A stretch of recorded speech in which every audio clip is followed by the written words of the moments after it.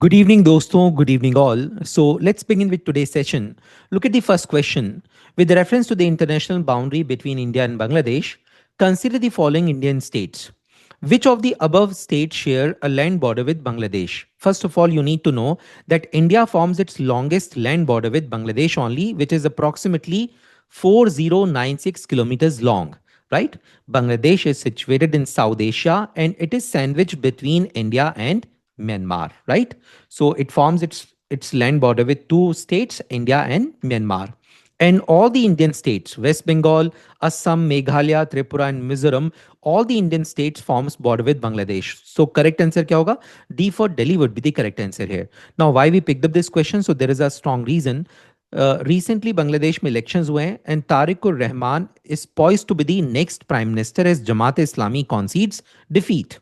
Right so अब यहां देखिएगा ध्यान से बांग्लादेश में तीन मेन पॉलिटिकल पार्टीज हैं first one is BNP Bangladesh nationalist party जिसकी हेड थी खालिदा जिया और जिनकी हाल ही में डेथ हो गई है और खालिदा जिया के बेटे हैं Tarique Rahman who is likely to become the prime minister of Bangladesh ये एक प्रो पाकिस्तान पॉलिटिकल पार्टी है उसके बाद में आता है आवामी लीग जिसकी हेड है शेख हसीना और शेख हसीना इस समय एग्जाइल में है इंडिया में राइट ये एक प्रो इंडियन पॉलिटिकल पार्टी है और उसके बाद में नंबर आता है that is of Jamaat Islami and Jamaat Islami जो है ये हाईली रेडिकल एलिमेंट है और ये एंटायर इंडियन सेंटिमेंट से भरी हुई पॉलिटिकल पार्टी है राइट तो प्रो पाकिस्तानी पॉलिटिकल पार्टी है और एंटायर इंडियन पॉलिटिकल सेंटिमेंट्स रखती है डू रिमेंबर अब हाल ही में जैसे ही वहां पे इलेक्शंस कॉन्डक्ट हुए और रिजल्ट का आउटकम आया तो उसके बाद प्राइम मिनिस्टर मोदी को इनवाइट किया गया बांग्लादेश में तारिक रहमान की ओथ टेकिंग सेरेमनी में राइट इसी बीच Indo Bangladesh Ganges water treaty भी न्यूज में है क्योंकि एक्सपायर हो रही है ट्रिटी कब दिसंबर 2026 में और ये ट्रिटी साइन हुई थी 1996 में राइट सो डू रिमेंबर दोस्तों ये क्वेश्चन यहां पे आ सकता है गंगेज वाटर ट्रिटी को लेकर के एंड फरक्का बैराज को लेकर के which was built in 1975 across the Ganges at Farakka in West Bengal right चलिए now let's move on to the next question so look at the question number 2. With reference to the standing deposit facility of the RBI, consider the following statements. The first statement says deposits under the SDF are not eligible for cash reserve ratio maintenance but are considered eligible assets for the SLR statutory liquid ratio. Absolutely correct, right? Absolutely correct, दोस्तों. The second statement is the SDF is a collateral free liquidity absorption tool introduced in April 2022 to manage the surplus liquidity and control inflation. See what happens if the scheduled commercial banks, if they have the surplus liquidity, right? Right. So if they have the surplus liquidity, then they can park this surplus liquidity with the RBI. With the reserve bank of India तो basically जो extra surplus है जो extra liquidity है उसको क्या कर लिया RBI ने एब्जॉर्ब कर लिया मार्केट से राइट तो इन्फ्लेशन को कंट्रोल करने का एक मैकेनिज्म है understood the third statement is The concept of SDF was first proposed by the Urjit Patel Committee in 2014. Again, correct. So question is, which of these statements given above is oblique are correct? So all these statements are correct here. So D for Delhi would be the correct answer, right? Look at the explanation part, दोस्तों. So you can see the explanation here. As per the RBI official notification, deposits under the SDF are not eligible for the CRR but are eligible for the SLR. See CRR के अंदर basically जो banks हैं, जो scheduled commercial banks हैं, इनको एक certain portion of their net cash and liability इसको अपने पास में कैश के फॉर्म में रखना होता है कैश का मतलब ये नहीं कि प्योर जो है वो लाइक मॉनेटरी यूनिट के फॉर्म में रखना होगा यहाँ पे gold silver government securities and then cash इस फॉर्म में रख सकते हैं वो राइट तो जो भी कैश रिजर्व रेशियो होता है तो अपने total net demand and liability जो होती है उनकी उसका सर्टेन परसेंटेज यहाँ पे कैश के फॉर्म में बैंक्स को अपने पास रखना होता है right in order to meet the cash crunch clear चलिए now let's move on to the next question.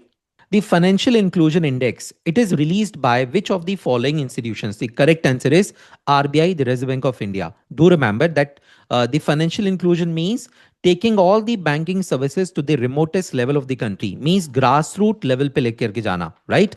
तो grassroots level पे मतलब चाहे कोई किसी के भी फाइनेंशियल कंडीशन कुछ भी हो, तो respective of their financial condition, चाहे वो रूरल इंडियंस हो चाहे वो अर्बन इंडियंस हो, सभी को फाइनेंशियल फैसिलिटीज के साथ में, बैंकिंग फैसिलिटीज के साथ में कनेक्ट करना, that is financial inclusion, right?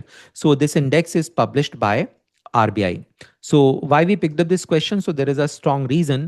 Recently, this article was published in the Press Information Bureau that 67 and rising, India's financial inclusion gains momentum, right? So RBI's financial inclusion index rises to 67 in 2025, indicating growth for everyone. Clear? So economic growth cannot only be restricted to a few cities and a few citizens. Development has to be all round and all inclusive. Clear? तो इससे एक fact को हम connect कर सकते हैं, याद रखिएगा। इंदिरा गांधी की सरकार ने 1969 के आसपास में यहाँ पे 14 बैंक्स को नेशनलाइज किया था, राइट? 1969 के आसपास में। उसके बाद फिर 1980 में 6 अदर बैंक्स को नेशनलाइज किया गया था, राइट? So do remember. चलिए, now let's move on to the next question. So look at the question number 4. With reference to the Committee on Public Undertaking, consider the following statements. The first statement says, it is a parliamentary committee consisting of 30 members. No, that's not correct. It is a parliamentary committee. It consists of 22 members, right? So 15 from Lok Sabha and 7 from Rajya Sabha. So total strength क्या होगी? That is 22. Clear? ये bifurcation याद रखिएगा. So the first statement is incorrect here. Look at the second statement. The members are elected from both the houses, Lok Sabha and Rajya Sabha. That is indeed correct. We just discussed. The third statement says the chairman of the committee is appointed by the chairman of the Rajya Sabha. No, that's not correct. The chairperson of this committee is appointed by the speaker, Lok Sabha, and not the chairperson of the Rajya Sabha. So the third statement is also incorrect. Question is, how many of the above statements given are correct? तो correct answer क्या होगा? Only one. Clear? So A for Ahmedabad would be the correct answer here. Now let's move on to the explanation part. So you can see here that members are from both the houses, Lok Sabha and Rajya Sabha, and chairperson is appointed by the speaker of the Lok Sabha and not by the chairperson Rajya Sabha. Total strength is 22, bifurcation is 15 Lok Sabha and 7 Rajya Sabha. Right? So look at the question number 5. The term Bertil foot, it is sometimes mentioned in media in reference to what? It is in reference to the fossil remains of an early hominin exhibiting a mix of terrestrial and arboreal adaptations. So B for Bombay would be the correct answer, right? So look at the explanation part why we picked up this question. So there is a strong reason, dosto. Scientists solved the mystery of the prehistoric Bertil foot. Right? So basically ये जो location है Bertil, it is situated where? It is situated in the African region. Clear? और कहाँ पे? Ethiopia में. Clear? So it is belonging to an early hominin species showing a combination of human-like the bipedal features and the ape-like grasping abilities, indicating both terrestrial and the arboreal adaptations. अब ये जो remains हैं, ये जो fossil remains हैं, ये basically excavate हुए थे लगभग 2009 के आसपास से, एंड तब से लेकर के अब तक के it was like a mystery. इस मिस्ट्री को साइंटिस्ट ने जो है वो सॉल्व कर दिया है. So this question may come up in your examination, right? चलिए, now let's move on to the next question. Question number 6. Consider the following statements. Statement number 1. Most nuclear reactors require uranium to be enriched for use as the nuclear fuel. Absolutely correct.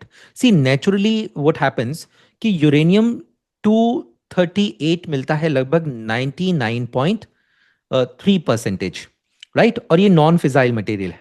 वहीं जो fissile material है uranium 235, ये सिर्फ 0.7% मिलता है naturally. अब ये है फिजाइल मटेरियल, इसको एनरिच करना पड़ता है. और अगर आपको न्यूक्लियर रिएक्टर्स में इस्तेमाल करना है, तो न्यूक्लियर रिएक्टर्स में अगर आपको इसको ऑपरेट करना है, तो आपको कम से कम 20% तक के यूरेनियम 235 को एनरिच करना पड़ता है. तो एनरिचमेंट क्यों जरूरी है? क्योंकि यहां पे सिर्फ 0.7% मिल रहा है यूरेनियम 235, राइट? सो यूरेनियम को एनरिच करने की जरूरत होती है न्यूक्लियर रिएक्टर्स को ऑपरेट करने के लिए. कितना एनरिच करना पड़ता है? लगभग 4 to 20% के आसपास में एनरिचमेंट जरूरी होता है यूरेनियम 235 का. राइट। अब सेकेंड स्टेटमेंट कहता है कि less than 1% of the natural uranium is fissile. देखिए अभी जस्ट हमने एक्सप्लेन किया है कि 0.7% यूरेनियम 235 जो है ये है फिजाइल मटेरियल। एब्सोल्युटली करेक्ट है। तो क्या एनरिचमेंट की जरूरत है? एब्सोल्युटली करेक्ट, एनरिचमेंट की जरूरत है। और क्यों एनरिचमेंट की जरूरत है? क्योंकि सिर्फ लेस देन 1% नेचुरल यूरेनियम ही फिजाइल है। अंडरस्टूड। तो second statement, first statement and second statement both are correct, and the second statement is the proper explanation of the statement number 1, correct? So I hope you guys understood. Chaliye, now let's move on to the explanation part. So you can see the explanation here. Natural uranium consists of 99.3 percentage uranium 238 and 0.7 percentage of the uranium 235. And nuclear power reactors, they need uranium fuel to contain at least 3 to 20 percentage of the uranium 235. और अगर आपको nuclear weapons बनाने हैं तो कितने percent enrichment करना पड़ेगा आपको? 90% आपको एनरिचमेंट करना पड़ेगा। अंडरस्टूड। सो चलिए, I hope you guys understood. Move करेंगे हम नेक्स्ट क्वेश्चन की तरफ। So now let's move on to the next question, question number 7। With reference to the defence acquisition council, consider the following statements. The first statement says that the council is headed by the prime minister. No, that's not correct. The council is headed by the defense minister and not by the prime minister. So first statement is incorrect here. Second statement says the function of the DAC is to monitor and the progress of the major projects based on the feedback from the defense procurement board. Absolutely correct. The third statement says it is mandatory for the council to meet twice in a year. There is no mandate, right? There is no such mandate. So third statement is incorrect here. Question is, how many of these statements given above is oblique are correct? So only one. Clear? So only one statement would be correct here. Chaliye, now let's move on to the explanation part. So you can see the explanation here, why we picked up this question. So there is a strong reason. DAC clears proposal to buy 114 Rafale jets from France, 90 to be manufactured in India with 50% indigenous content. Clear? So, chaliye, now let's move on to the next question. So, look at the question number 8. With reference to the government securities GSEC, consider the following statements. The first statement says these are tradable instruments issued only by the central government. No, they're not only issued by the central government, but by the state government as well. So, first statement is incorrect here. The second statement says it acknowledges the government's debt obligation. This is absolutely correct. The third statement says these are called risk-free gilt-edged instruments.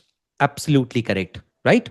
So two statements are correct here and one is incorrect. The question is, how many of these statements given above is oblique are correct? So only two statements are correct here.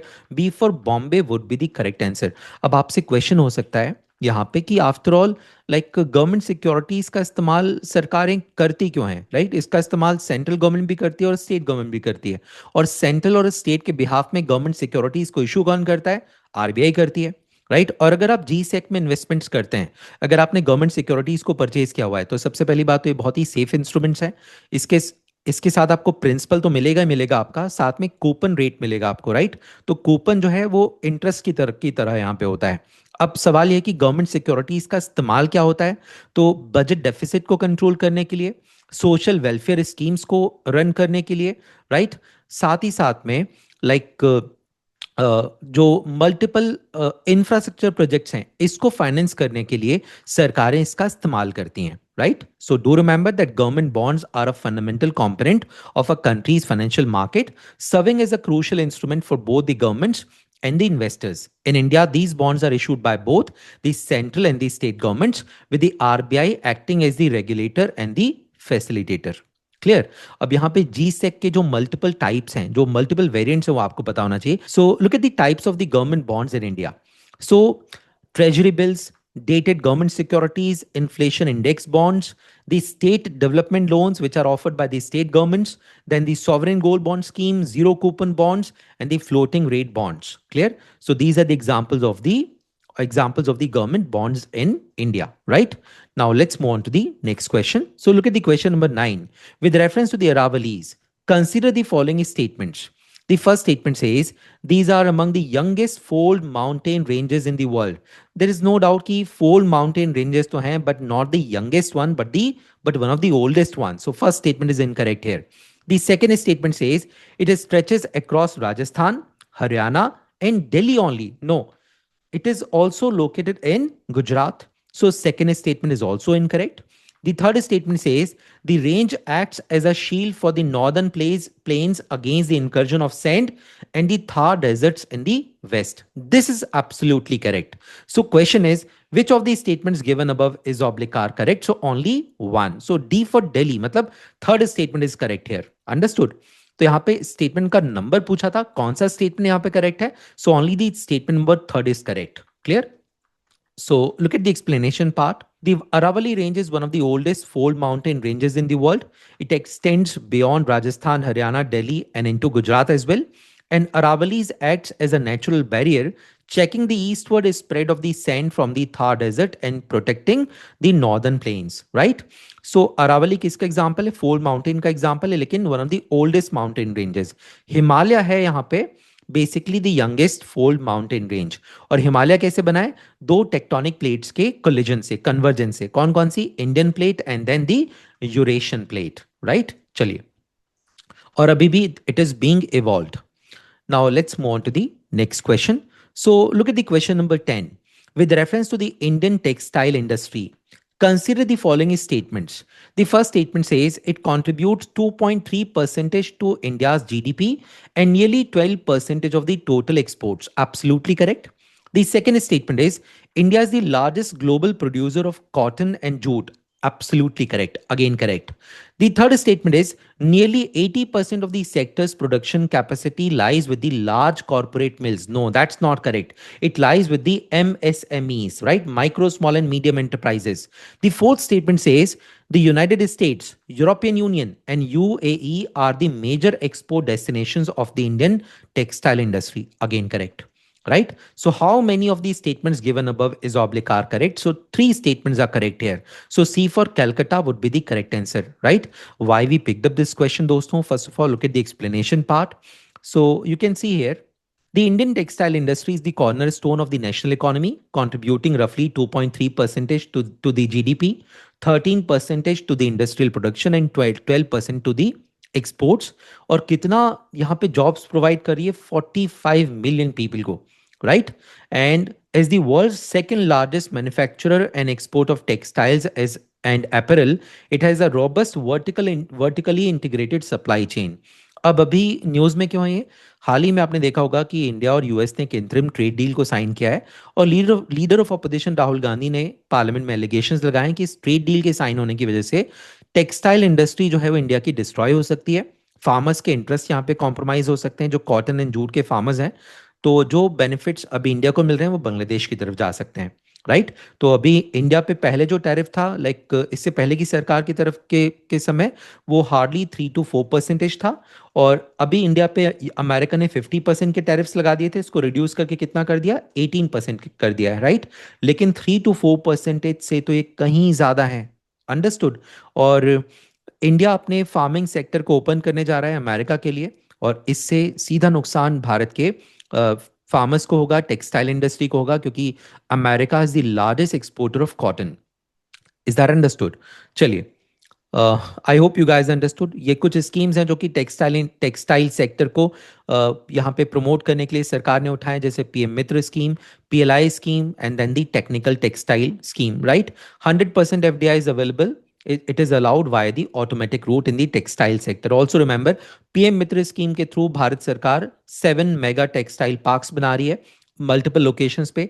सो कौन कौन सी locations हैं यहाँ पे आप देख सकते हैं. That is like Virudhunagar in Tamil Nadu, Warangal in Telangana, Navsari in Gujarat, Kalaburagi in Karnataka, Dhar in MP, Lucknow in UP, and Amravati in Maharashtra, right? With the total outlay of 4445 crore rupees. So I hope you guys understood the entire concept. दोस्तों मिलेंगे हम अपने next session में. Bye bye, take care, जय हिंद.